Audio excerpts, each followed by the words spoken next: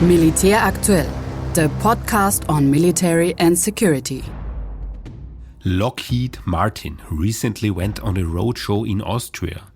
The well-known US defense and aerospace company brought along a state-of-the-art flight simulator.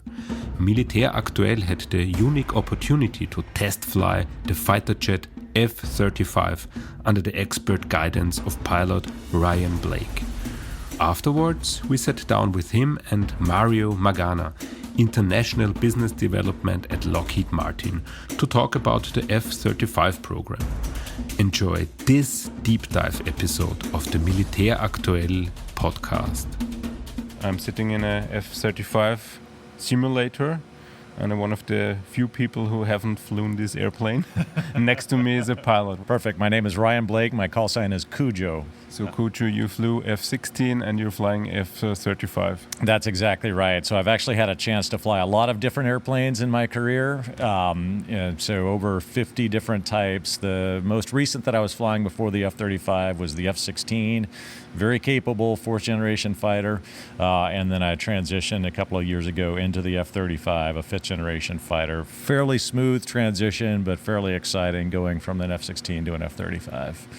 And so now I think you'll get your chance to fly the F-35. Are you ready to go?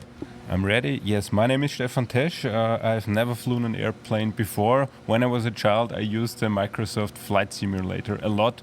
Maybe a little bit of preparation for that. That's all you need. You're going to do just fine. All right. So I'm sitting here in the cockpit, very narrow. What's the first step? Okay, so what you can see here, right, in your cockpit, you mentioned that it's narrow. I will say that actually it's wider than some fighter cockpits. When I went from my F-16 to the F-35, I actually was impressed by how much space I had in the cockpit.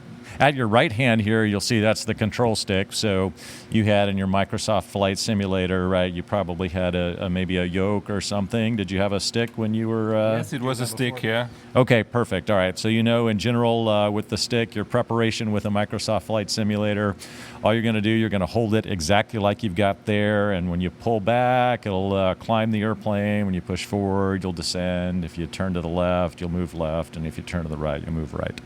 You'll see on your left hand there, that's the throttle. And so the throttle just moves forward and back. And so when you move the throttle forward, you'll go faster. When you move it back, you'll go slower. What you're noticing right now is that you've reached it feels like a detent or a stop.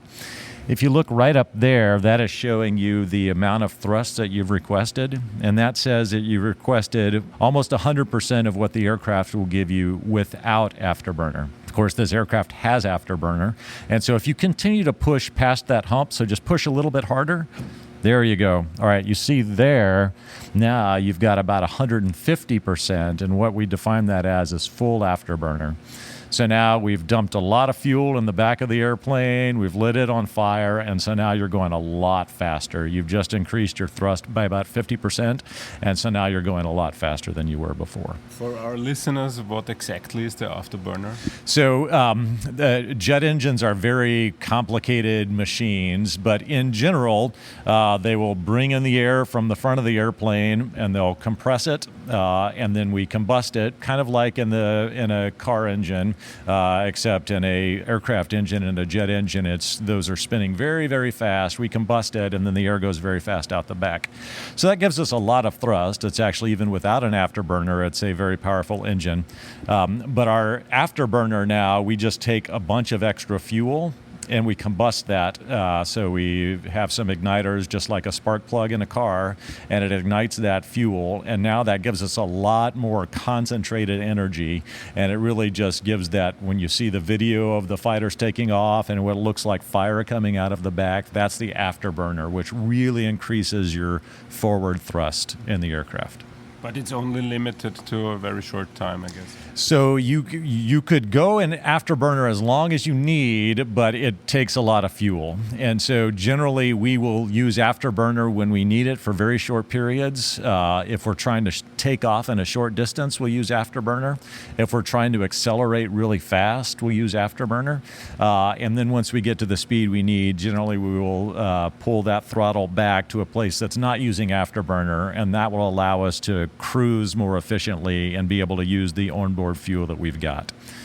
Of course, this airplane can air-to-air refuel, and so really we could stay airborne indefinitely, hours and hours and hours if needed, by constantly taking on fuel from a air-to-air refueling aircraft. Those are your main controls, is the stick in your right hand and the throttle in your left hand. So what we're going to do now is you're going to take off. So kind of like in your Microsoft flight simulator, you're going to push that throttle forward. I'm going to select go here on the simulator, and we're going to start accelerating. What you're seeing out front is what you would be seeing through your helmet-mounted display, and we can talk about that for just a minute. Your helmet-mounted display puts all of that information right in front of your eyes. And I'll be honest, when I'm flying, I forget that it's on my helmet. It just seems like it's out there in the distance somewhere. It's very intuitive, but it's always right in front of my eyes wherever I look. And I've got important things like my heading and my airspeed and my altitude. All of the information that I would need to fly the airplane is right there. I don't have to look down like I would have to in a previous type of airplane. It's all displayed in front of me. That information, no matter where I look, I can see that information. So now if you look over to your left, you can see what that helmet-mounted display would look like. And as you turn, that information stays in front of your eyes. And there's not only information about your airspeed and altitude, but there's a lot of tactical information. So you could look to the right, for example, and you could see where your wingman is. So what you're looking at now is a circle with a number 2 in it, and that tells you exactly where the other F-35 in your formation is. It tells you how far he is away, and so you always know where all your friendly aircraft are and where any of the other maybe enemy aircraft are. So all that information is always in front of you. You, of course, also have this big touchscreen panel in front of you. So this is like a gigantic iPad, right? You can touch it, and you can select different things that you want to look at. You can dive into submenus just like you would on a tablet. Just touch where you want to go, touch the things you want to look at, and it'll automatically display it for you. You can make the windows bigger if you want, resize them just like you could in an iPad. You get a lot of good tactical information here. So this display right here, we call the tactical situation display, is like you're looking down from space and you can see the top-down view. You can see where your aircraft is. You can see where your wingman aircraft is. You can see where other aircraft are. It's like a radar. Or it's a radar? So one of the sensors it uses is the radar. So actually, you brought up a good point. Where does this information come from? And it comes from a lot of places. So the F-35, in addition to being a very maneuverable fighter, also has a lot of sensors on it. So you said radar, and this aircraft does have its own radar, and it points out the nose, and it's a very fast radar, a very powerful radar, so it can see many, many miles in front of us, and it can see things all around us. We also have all sorts of other sensors that are being used to display this picture that you see right here. So we have some electronic warning receivers that are listening for any other radar that's pointed at us.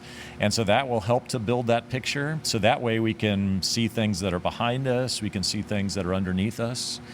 We also have infrared cameras that are looking around. And so that can tell if there are other heat signatures, other aircraft. It can also see if there are missiles that might be fired towards us. We also have interrogators that are constantly looking for other aircraft that might be responding to certain interrogations. And so all of that information gets fused together right here in front of you. And so this picture you're seeing is what we call a fused picture when we talk about sensor fusion. It takes all these sensors and it displays it right here to you. The good thing about the F-35 that other airplanes generally don't have is that when I was in my other 4th generation fighter aircraft, I did have various sensors like a radar or an electronic warfare pod or a targeting pod. I would have to operate each of those individually. And each of them gave me a piece of the information, and in my brain I would have to decide this piece goes with this piece, which goes with this piece. In the F-35, I get all of that information right there on the display in front of me. So I don't have to think about which sensor is looking at it. Right now, I don't even know. I just know that I'm getting that information from somewhere. And I could certainly go dive down into the data and figure out which sensor it is, but for my purposes, I just want to know that something is out there and the F-35 aircraft has identified it for me. I might also be getting that information from another source. It may not even come from my airplane. So my wingman may be looking at that with his radar, and through the data link that we've got within our flight, he may be passing that information to me. And the airplane, if I want to query it, will tell me where it got the information, but what I know tactically is I see that information right there. In addition to this being a touchscreen, you can also control everything right from your stick and throttle as if you were at your keyboard and mouse on a computer. That way you wouldn't even have to take your hands off of the stick or the throttle while you're flying. You could just command it with the buttons here. So, for example, right now we've selected that window for use. If I wanted to control a targeting pod, I could just take that switch, I could click it once to the right, and you can move that, and you see that now that's what I have selected. So if I move it back over to here to my tactical situation display, now I could actually start to get some information about my tactical situation. You have the equivalent of a mouse right here, so if you take that and slew that around, you can move that cursor right there over to one of those squares, which is an air target.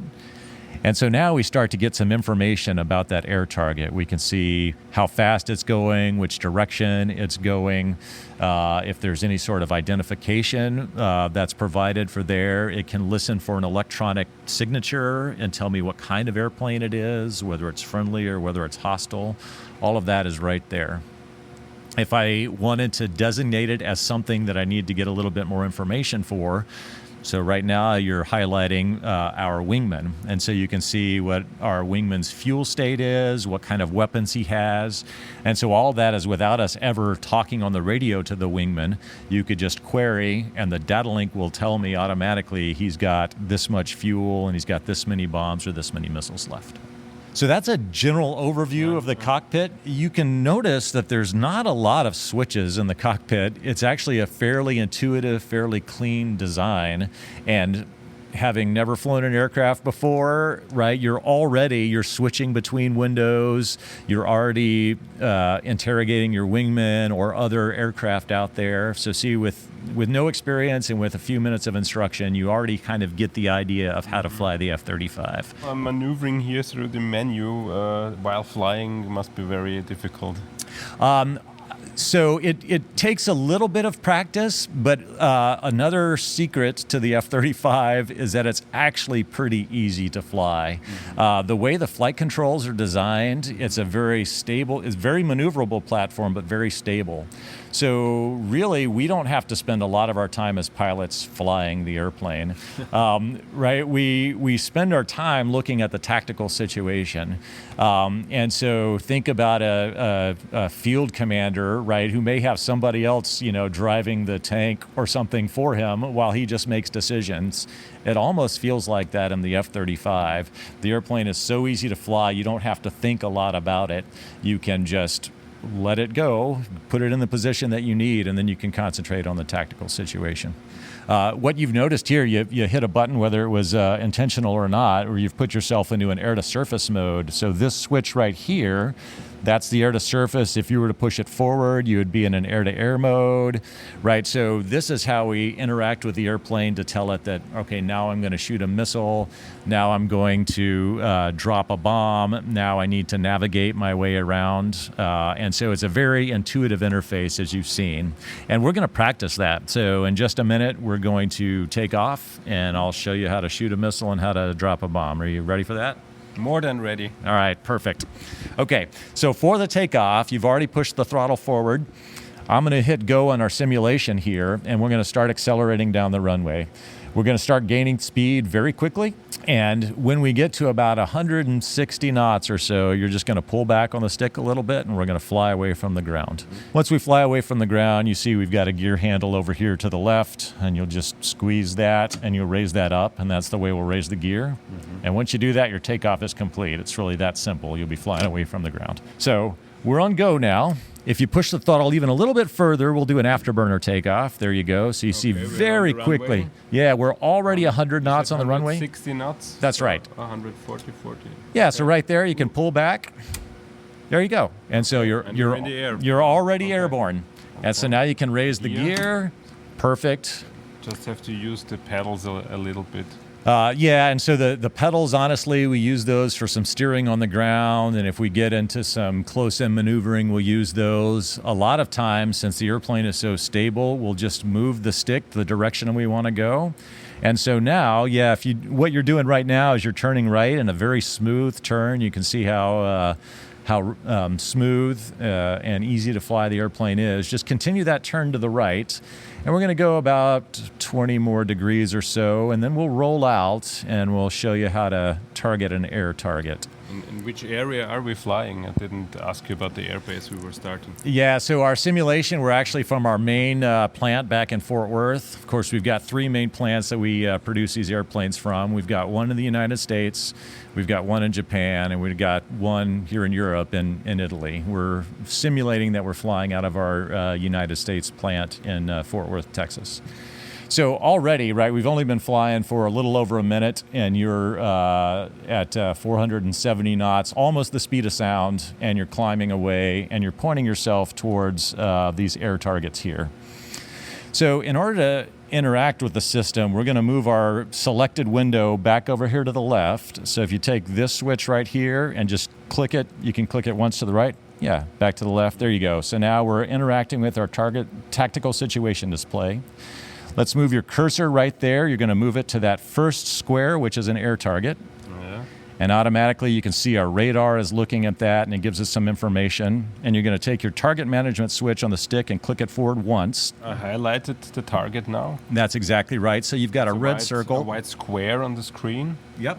Now it's circled. Yep. And so now we're just going to put the aircraft in an air-to-air mode. So your weapons management switch will push it forward once. So now you're in air-to-air. You've got a red circle around your target. And you see over here on the right, it's both on your panoramic cockpit display and in your helmet-mounted display. You now have a bunch of target information. So you see automatically that aircraft is 48 miles away, so we can't see him with our eyes. But of course, the aircraft knows where it is, and so it'll draw a square around him. And just looking through your helmet, you know exactly where that target is. You know how far away he is, how fast he's going, how high he is. So a bunch of information about him. The aircraft will also do its own calculations and its own interrogations, and it'll be able to tell you whether or not that aircraft is hostile. And our The aircraft tells me that it's hostile or not. That's right. So what we have done, right, we have to tell the aircraft what our rules of engagement are, and generally we do that before we take off. Now the aircraft knows what the rules are, and it will tell us that based off the rules that you told me, that aircraft is hostile. So today, in our simulation, this aircraft is hostile. And you can see here we're getting contributors from a bunch of different sensors, some radar and some infrared sensors and some interrogators. All of our sensors say that this aircraft is hostile. We're in an air-to-air mode, we've selected it, and even though he's beyond visual range, we can now shoot a missile against it. So now if you're ready, this red button right there, the weapon select, you can just press that button. Looks dangerous. Yeah, it's dangerous for the other aircraft. Let's do this. Okay, I've pressed it. Okay, so now you're looking out front, and you're going to see, now you see the missile, rocket, huh? right? Yeah, so the rocket motor of the missile has fired, and you see the missile going at several times the speed of sound out in front of us. You'll also notice that the missile right now is talking to the airplane, and they're exchanging information. And so if that target out in front of us started to maneuver, the aircraft would know, and it would tell the missile that the other aircraft was maneuvering, and it would tell the missile which way to turn. Now the missile has its own radar, and the missile is now guiding on that target. So the missile sees the target, You're also looking on your screen here, you're looking at another infrared picture. So a heat-sensitive picture. You can see right at the middle of the screen, that's the airplane that's trying to attack you. Of course, you're in a stealth airplane. It doesn't know you're here yet, but you can see it because of your advanced sensors. Was the radar picture of the missile? That was the heat picture, the infrared picture. And so what you're looking at now, you saw a big explosion. Mm-hmm. So before that aircraft ever knew you were there, you were able to engage it, shoot the missile, and now you see that you just shot that aircraft down. Okay, we got it. Yep, good job. All right, so you've got your first kill. Okay, so now that we engaged an air target, let's show you how we engage a surface target, and it's as easy as that air target. Mm-hmm. So let's put the aircraft in air-to-surface mode. So the same weapon select switch here, we're going to move it to the left, and so now we're in an air-to-surface mode here. And so in our air-to-surface mode, you can see that automatically we've got some bombs selected. And this tells you, it just highlights in white which bomb we have selected. Mm-hmm. And we're in this air-to-surface mode here. We still have the same cursors that we had before. So let's move that cursor, with that cursor select, let's move it over here to that triangle on the ground, the one that says 106 on it. 106, okay. Yep. I marked it. Yeah. Okay, perfect. So just like you did with the air target, we're going to select that one for targeting. So you're going to take that button and move it forward once. Button on the right stick. Right? The first time tells us that we're interested in that target, and do it again. The second time tells us that that's a target we want to bomb. And so now we have just told this bomb right here what the coordinates of that target are. Can you even see it on the camera? So is it a tank? No. It's actually a surface-to-air missile launcher.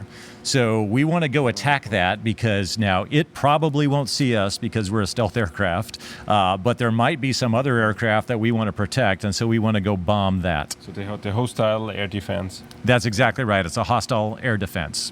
All right. So that aircraft, or that target on the ground now, is to our left. If you look in your helmet out to the left, as you move your head, you can see, now do you see that triangle that you're looking at through your helmet? That's where the target is, right? So that imagery that you've got in your helmet is always there, and now you just have to look out the side, and automatically the aircraft tells you that's where your target is. But it's on my left, the target now? The target is on your left now, so we've kind of flown past it, but that's okay. The aircraft knows where it is. You can move your helmet and you can see where it is. So now we're going to turn to the left. So just like you did after takeoff, except now to the left, let's turn back in. So we're constantly getting information from the airplane about where we are in relation to the target. So you see we're about 15 miles away from the target, and all that information gets displayed right into your helmet. And we're about a minute and a half away from the target. So as you turn to the left, you'll continue to turn. We even have some steering cues here. This airplane symbol that's in your helmet shows you which direction you're going. And this steering line over here tells you need to continue turning to the left to get to the target. So as you continue to turn, eventually you'll be pointed at the target. So just, continue that turn. And this is a high G airplane. You could even pull back hard on the stick, and you can see you're going at 4 Gs now. Very good. So you can pull all the way up to 9 Gs in this airplane. So right around there, you can roll out. So stick to the right.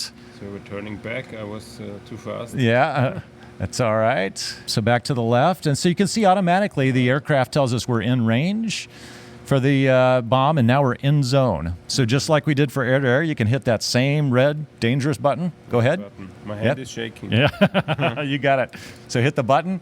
You can see just like before, we get indications that there's a launch. Mm-hmm. And now we get timing. It's 30 seconds until that bomb hits the target. So what you're looking at here in your target FLIR picture, so that's the heat-sensitive picture that you saw for the air-to-air target. You're seeing the same thing for the air-to-ground target. And you can now break out those missiles that were going to target somebody else. We're going to take that out so they can't target anybody else. How far is the target away now? We're overflying the target now, so it's below us by a few miles. And you can see in just a couple of seconds now, we have just bombed it. So our sensors that you didn't have to do anything with, right? All you did was you took the information that the aircraft presented you, and you just made a tactical decision. You're the commander, and you decided that is hostile, and I need to go attack it. And but when do you know when is the perfect time to set off the bomb? So the aircraft will tell you when you're in the ability of the bomb to hit the target, and you saw it was a window, and so there's some planning that you'll do beforehand to decide what are the appropriate targets to attack. But once you've made that planning, really it's as simple as designating it on the display, just like you did. And then the aircraft will actually tell you which direction to steer, and it will tell you when you can hit that weapon release switch to drop the bomb. It gives you all the information you need. So we were overflying enemy air defense and they were not shooting at us. That's exactly right. Yes, that's exactly right. Because you're in an airplane that has a very small radar signature and they couldn't see you. Now, your fourth generation compatriots perhaps could be seen, but you just took out that SAM site so that they couldn't be shot down. And so, how many combat missions did you say you've flown? This was my first. This was your first. Okay, so this was your first combat mission, and you just shot down an enemy aircraft, and you just destroyed an enemy target, right? Okay. So all the life goals are reached. There you go. There you go. So it's really it's such an intuitive interface that with just a few minutes of instruction, you can go and fly a full combat mission. I'd like to talk about some safety implications, some safety features that the airplane has. There are times where a pilot might become incapacitated. Either he pulls too many Gs or he has a problem with oxygen or some physiological problem. When that happens, fortunately it doesn't happen often, but sometimes it does happen, a pilot may become unconscious. And the airplane may start to fly towards the ground when the pilot's unconscious. This aircraft has a system called the Automatic Ground Collision Avoidance System that will automatically make sure the airplane does not crash if the pilot is unconscious. So let's simulate that you became unconscious and the airplane has started to dive towards the ground. So just push forward on the stick.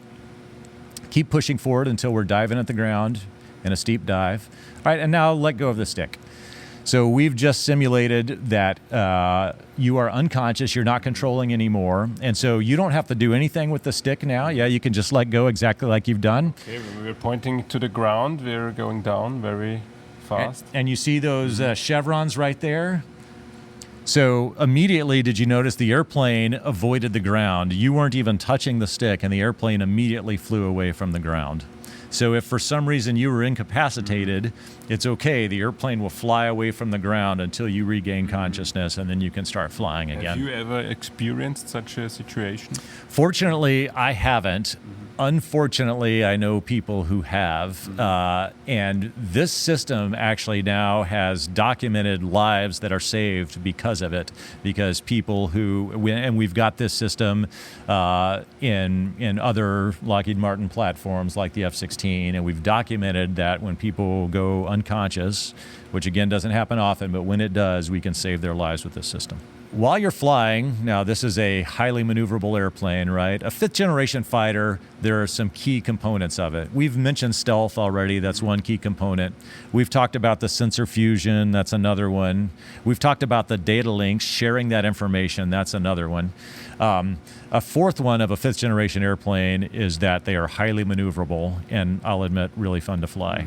So let's look at that. Have you ever done a aileron roll before? What? A roll? Yes, a roll. All right. So this is a very maneuverable airplane. So we're flying right now. We're about 4,000 feet above the ground. We're going about the speed of sound. Take your stick and just move it as hard as you can to the left. Okay. Whoa, that was a roll. Right. Right. So a very, very rapid roll. Why don't you push the throttle all the way forward until we get into afterburner, and now start pulling back on the stick. Now we're doing a looping. Now we're going to do a loop. Yep. Okay. So just pull back. Yeah. Okay. So you started there at, so you're at 9 Gs now. I can feel them. Lots of Gs. I can see the ground. We're there you go. Perfect. rolling back. That was a looping. Yeah. Okay. Excellent. All right. Very good. So you can see now in an F-35, probably you're going to be targeting things that are well out in front of you, right? That's generally how this would work. But you can see if for some reason there was another enemy aircraft within visual range, you can see how quickly you could maneuver this airplane in order to defend yourself, and if you needed to shoot down another airplane. And in real, it is also that easy to make a looping? It absolutely is, yeah. So the simulation you're flying here is just like you would have in the airplane. As a matter of fact, the F-35 only has a single seat, right? There's only one person in the cockpit. And so when you're learning to fly the F-35, like you're doing right now, there's nobody else in the airplane with you.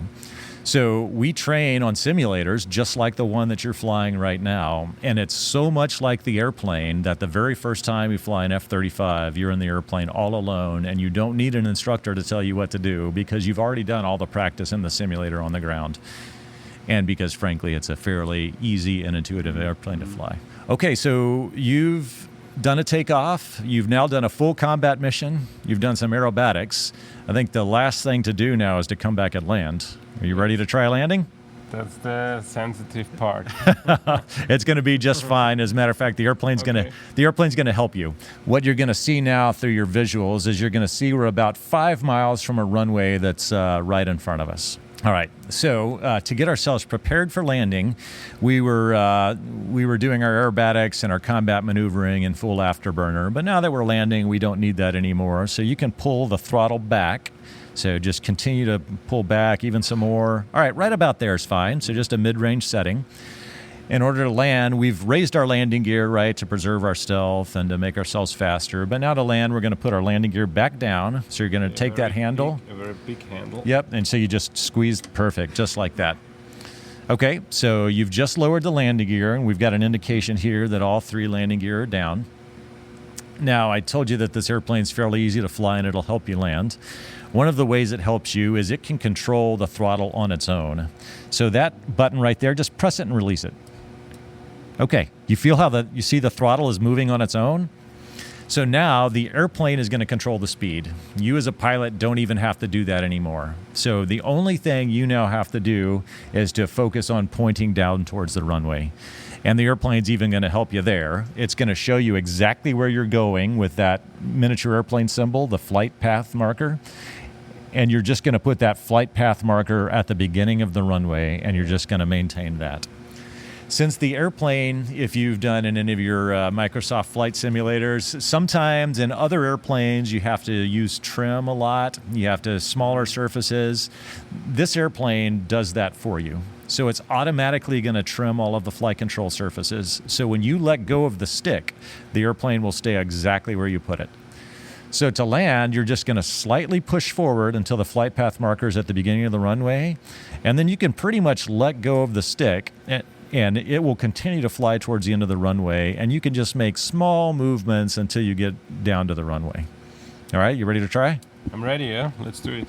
Okay, so yeah, you don't even need to touch the throttle, just the stick. Exactly. All right. Do I have to use flaps?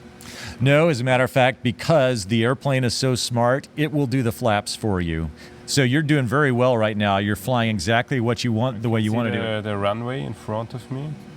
Perfect. Pointing with the stick on the heads-up display on the runway. The throttle is moving automatically, 136 knots. I'll apologize. It's almost boring, right? It's so easy to fly. You just have to wait for the runway to come to you.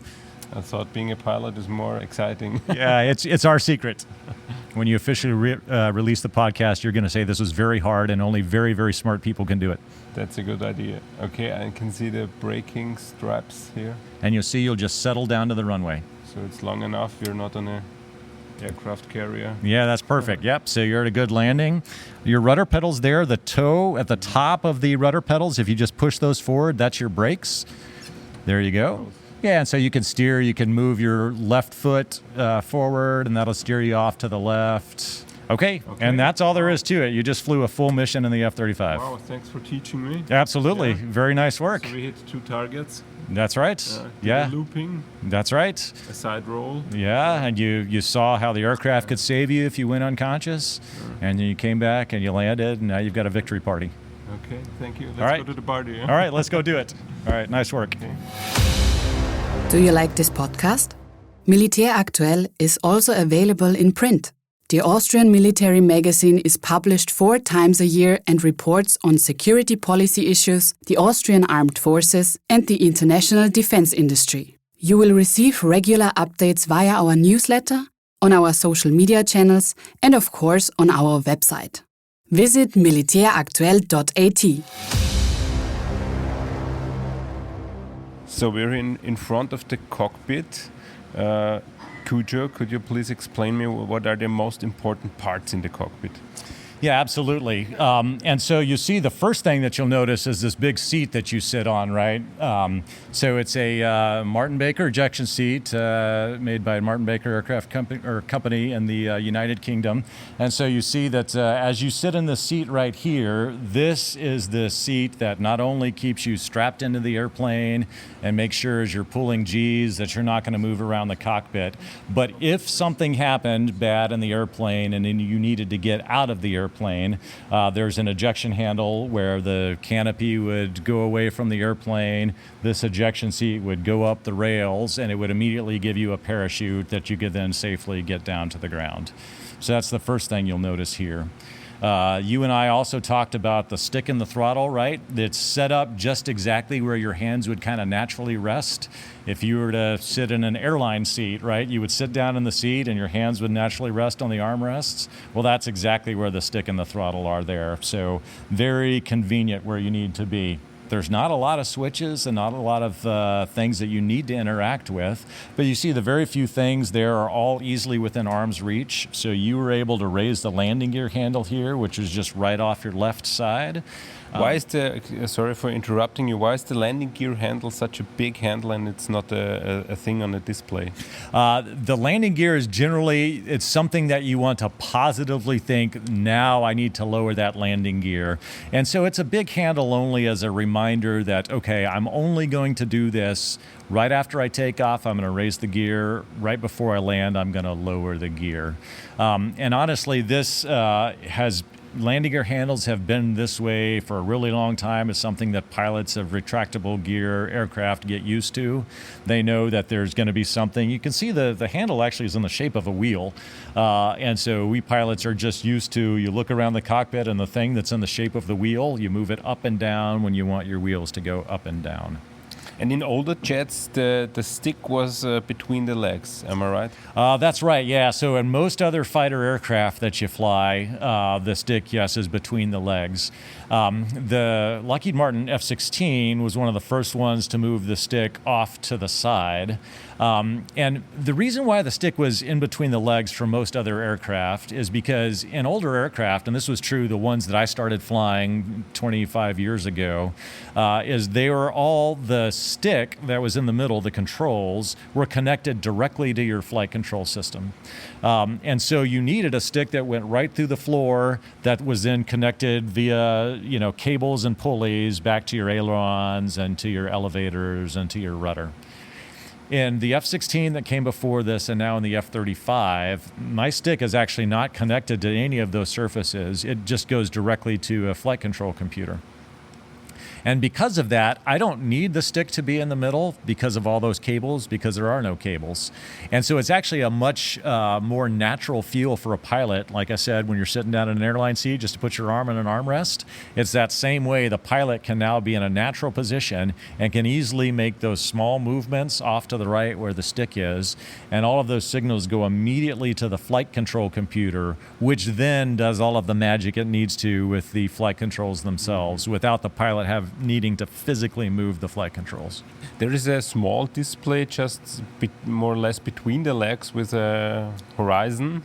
Is this a kind of backup? That's exactly right, yeah. So that's what we call our standby flight instrument. And so we have got a very reliable, great big panoramic cockpit display that we've been talking about. if something were to happen, if we were to have an electrical problem where that display went away, we want a standby. And so that standby that you have down there, if the display goes away, you'll always be able to see that standby. And so even if we were flying through clouds where we couldn't see the ground, we would always be able to see our attitude there. You can see the colors, right? There's blue on top and there's brown on the bottom. So we'll always know, let's keep the sky up and let's keep the ground down and keep ourselves in that appropriate attitude. So even if I didn't have the large display, I could look at my standby display. Okay, great. So after flying with the F-35 simulator, we're sitting here at the table. Next to me there is the pilot Cujo and Mario Magana, and I'm the Austria F-35 lead for Lockheed Martin. Could you be so kind to tell us a little bit about the F-35 program? The program is very mature. We have 20 countries who have selected the F-35. The original 8 partners, 5 of them were European. Now there's 20. Those 13 of those are European. We've delivered over 1,300 airplanes and counting, and we're delivering 156 units per year. And so what that translates to is the affordability piece of it all. A lot of the questions was like, look at this airplane. Everybody knows it's very capable, but it translates to very expensive. But not necessarily. What we're 156 airplanes per year translates to achieving economies of scales in the supply chain, manufacturing, etc. That brings the cost down. I mentioned 13 operators in Europe or 13 countries that have selected the F-35. We're projecting by 2035, the middle of 2030s, there'll be over 700 F-35s in Europe. You look at Austria, like where it's at. Switzerland selected the F-35. The Czech Republic has selected the F-35. Italy is an original partner to the F-35. In fact, they have a final assembly checkout facility in Camry as well, and then Germany is just to the north, right? I mean, there's a lot of F-35 operators in the region, and so that's why we talked a little bit about the interoperability piece, and not so much of interoperability of being able to share data. That's great, but also think about joint training exercises and all that. Austria and Switzerland being able to do joint training exercises with F-35 in that matter. 700 F-35s in Europe also translates to deterrence. So, just imagine nobody's going to go attack Europe with 700 F-35s right behind the scenes. So that's a major deal for us. The threat environment, as we see it, it's growing exponentially. There's always new systems, new tactics that are evolving. And the F-35 is a 5th generation airplane. We talked about stealth, sensor fusion, the internal weapons bay, and all the advantages to 5th generation. And so we will always look to modernize the F-35. We're always looking to continually make these upgrades throughout the future to make sure that the F-35 remains relevant, make sure it stays ahead of that ever-evolving threat, and obviously to achieve deterrence for that matter. But if that threat does, eventually attack, it has the ability to take care of it, really. So the program, like I mentioned, is mature. We think it's a viable option for Austria, as we understand that they need to replace their Eurofighter Tranche 1 airplanes. And the timelines work out great. The production is quite solid. And 156 airplanes a year, it's most people could just like, oh, well, the queue must be long. But from what we believe, we can accommodate Austria's timelines and so forth. We talked a little bit about the training aspects of things. It must be very hard for our pilots to get there. And you heard from Cujo that it's pretty. It gets easier for the pilots.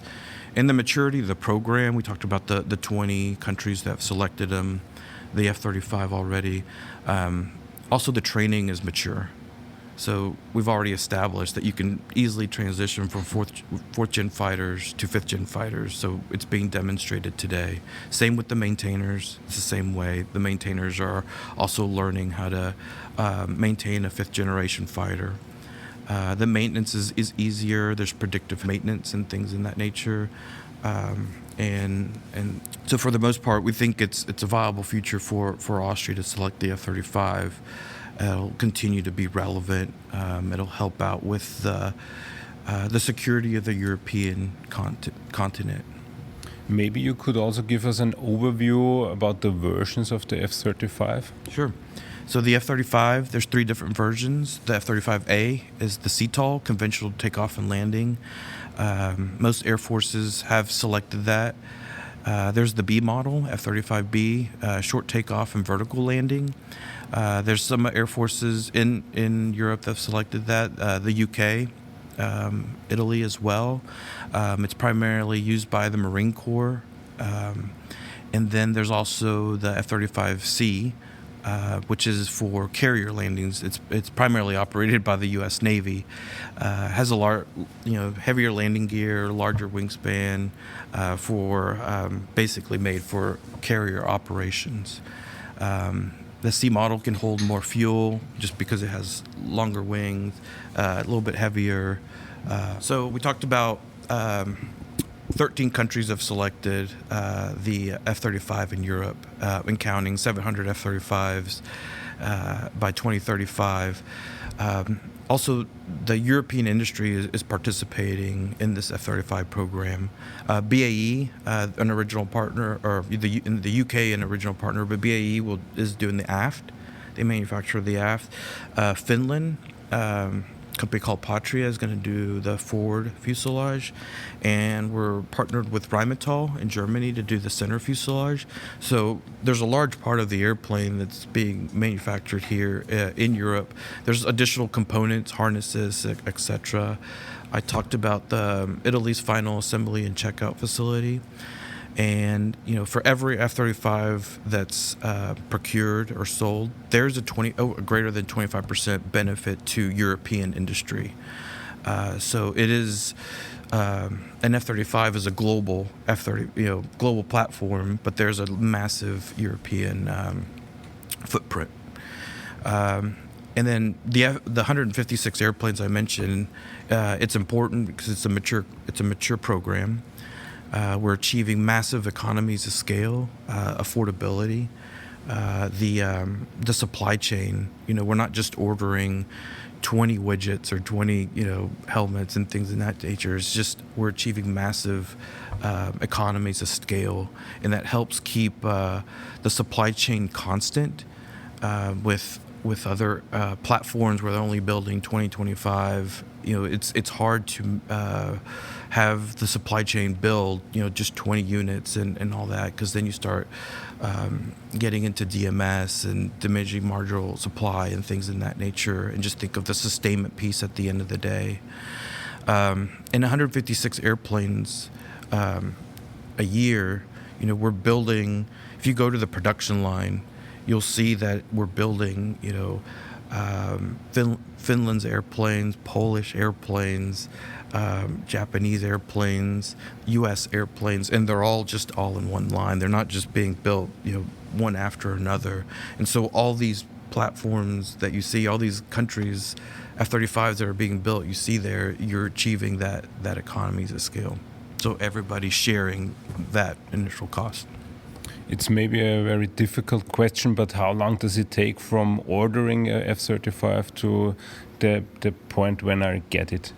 So there's a lot of things that go into ordering an F-35. A lot of the times we focus on just building the airplane. The initial piece of long lead and building the wings and all that. From there, you also got to think about the pilot training and the maintainer training as well. And then also the base infrastructure piece.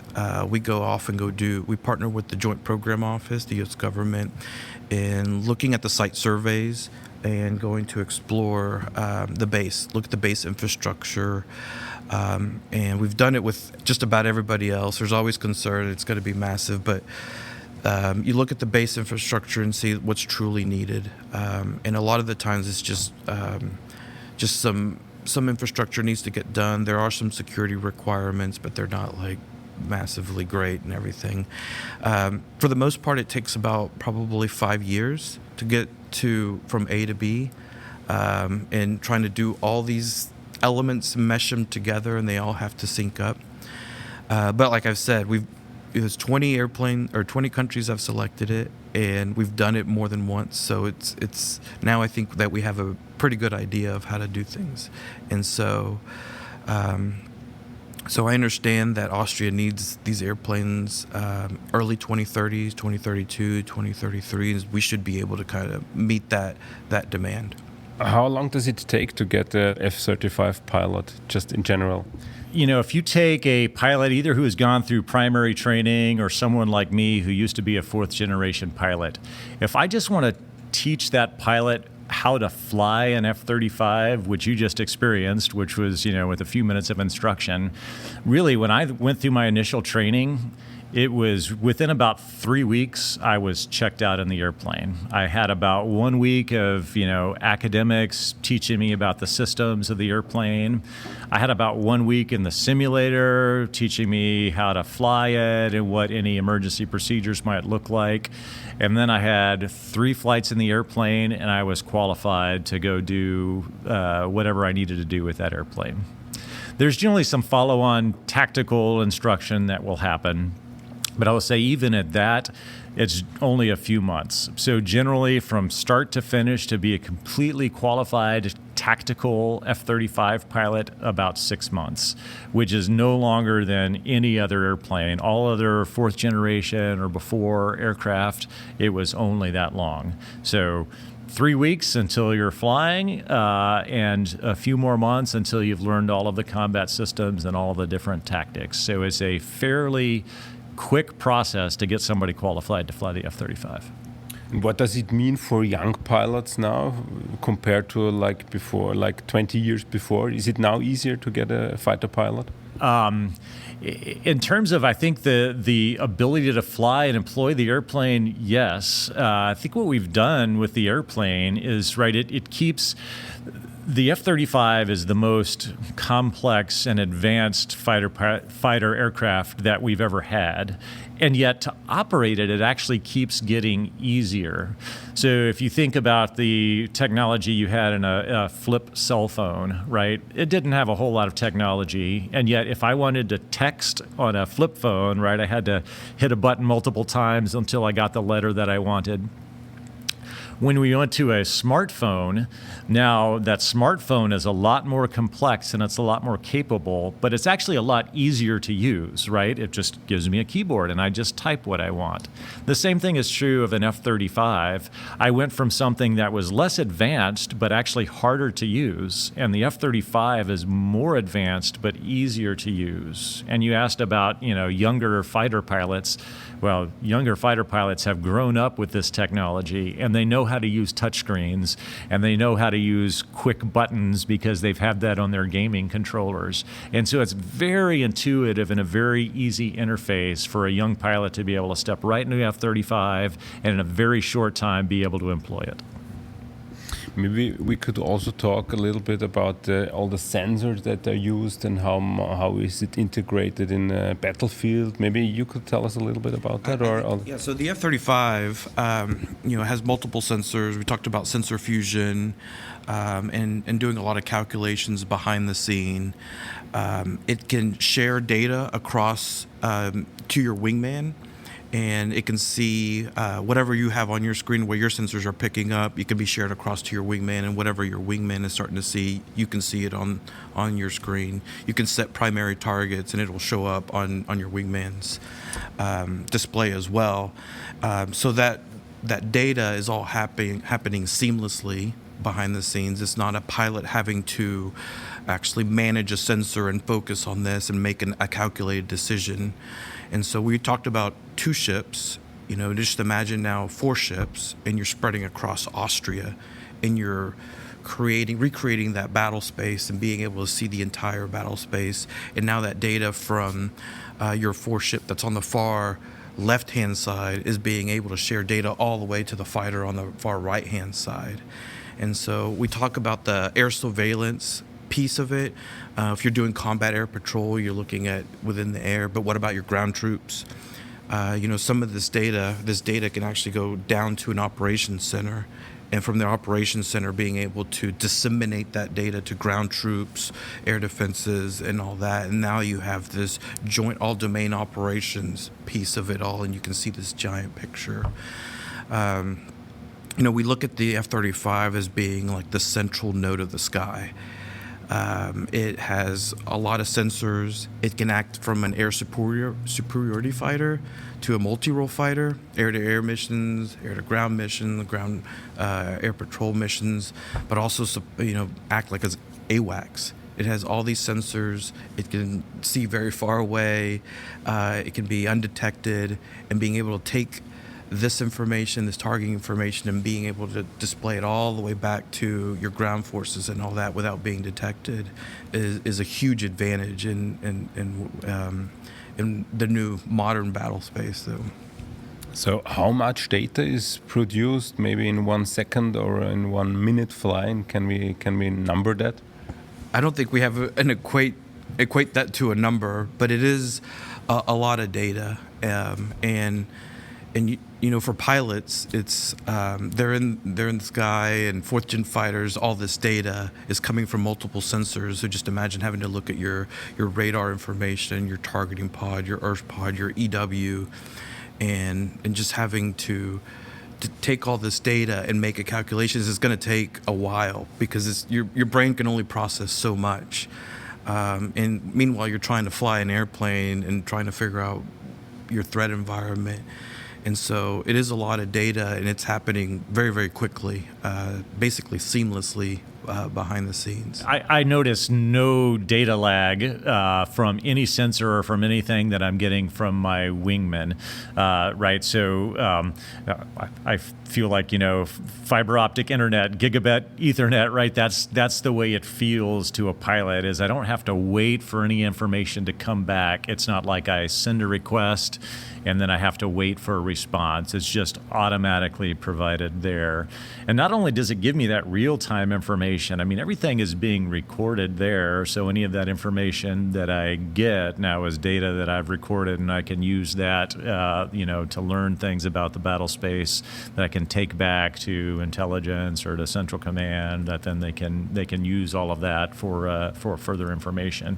And all of that's done in a very secure way as well, right? It's all in a way that can't be intercepted. It's all cryptographically protected, such that all that information is very well protected, but very fast. I mean, when you were doing, I'm assuming you all did an air-to-air target, acquisition. You moved the cursor over, you clicked up, and it was almost. I mean, you saw it on the screen. It's almost like immediately, and it's the same way. Like your wingman would see it the same way. So, like Cujo said, there's no lag. It's just seamlessly happening. You mentioned the wingman, and as far as manned-unmanned teaming is concerned, what are the possibilities? What could we imagine doing here? Yeah, I'll talk a little bit about it, and Cujo can add more. But that's something that we're looking into the future, is the collaborative combat aircraft, and how do we integrate these airplanes? What are the CONOPS and tactics that we would use? These CCAs would have different missions, like air-to-air or like an EW type thing, or air-to-ground, and you could fly seamlessly with 3 or 4 other CCAs into that mission. And then the F-35 would be, in English we'd say the quarterback in the sky, like in American football, but maybe like here it's like the coach on the pitch of a soccer field, is being able to dictate and be able to take even more data now. Not just your wingman, but now you have these CCAs providing information too, and even spread even further out. as well. So we are looking into that, and we think that there is a viable future there. And there it's more of developing the technology, then it's developing the ConOps and tactics that would be used. So Have you ever done this manned-unmanned teaming? So we've done a lot of testing. So yes, we've shown some concepts about how all of this could be integrated, and so we, Lockheed Martin, have done some of those very things airborne. We've been able to in various aircraft, and we've used a lot of different aircraft to test these concepts. But we've sent pilots airborne who have a tablet, and they're able with their tablet to be able to send commands to other aircraft out there that then autonomously are able to go attack targets or able to intercept any other air targets. And we've developed various ways for the pilot to interact with all of those aircraft. One of the important things which you saw while flying in the F-35 is because it is relatively simple to fly and because that information gets intuitively presented to you, the pilot actually has the spare brain capacity to be able to look at his teammates, again, like the coach on the pitch, who can say, okay, I really need to send my strikers here, and I need to send these other aircraft this way. And so you could be that airborne air battle manager as the F-35 pilot, and just give a intent to the collaborative combat aircraft, the unmanned wingman, and just say, I need this team, to go there, and they could just go execute that, and all that could be commanded right there from the F-35. it still would be, through the sensor fusion. Like, it's just now we're adding another sensor, and now it's still being, disseminated within and making calculations. If you look at it, we understand like there'll be fourth gen fighters also looking to the CCAs and all that. But this is just now another sensor that the pilot's going to have to look at, monitor, along with the EW system, a radar, electronic warfare system, targeting pods. So now from the pilot workload from a fourth gen fighter is going to increase, even though it's a great capability to have. And so I think that's a main advantage of fifth gen, that sensor fusion, that we can add additional sensors and add it into the sensor fusion architect. Okay, gentlemen, thanks for the interesting talk. Yeah, thank you very much. Thank you very much for being with us. It was good and flying with you. And thanks for the possibility. Have a safe travel back to the United States. That was a Militär Aktuell deep dive, all about the F-35 fighter jet. Before we say goodbye, a quick look at our upcoming events. European Air Defense Summit, November the 18th to the 19th, 2026 in Vienna, and Dronevation and Defense, May 20th, 2027, also in Vienna. Thank you for listening, and goodbye. Thank you for listening to Militär Aktuell, der Podcast. Visit us online at militäraktuell.at and subscribe to our printed magazine.